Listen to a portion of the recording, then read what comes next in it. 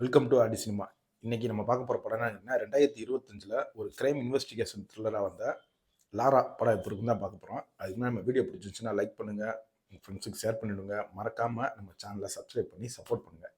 இப்போ இந்த படத்தோட கதை என்னன்னு எடுத்துக்கிட்டோம்னா, இது வந்து டீசென்ட்டான கிரைம் மிஸ்ட்ரி த்ரில்லர் படம் தான் சொல்லணும் இந்த படத்த. காரைக்கால்ல கதை வந்து நடக்கிற மாரி காமிக்கிறாங்க.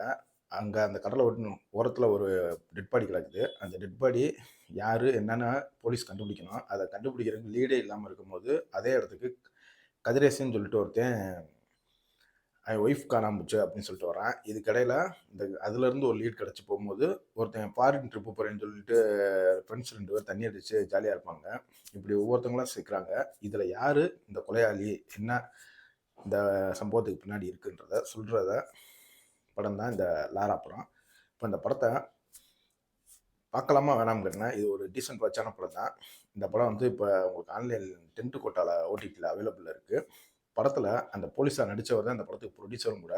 அதனால அவரே ஹீரோவா நடிச்சிருந்தாலும் படத்துல நல்லா நீட்டான ஒரு நடிப்பவே குடுத்துருக்காப்புல. படத்துல நம்ம அசோக் குமார் தான் ஹீரோ. ஆனா ஹீரோவும், ஹீரோயினுமே இன்டர்வலுக்கு அப்புறம் தான் அவங்களோட ஸ்கோப்பே வரும்.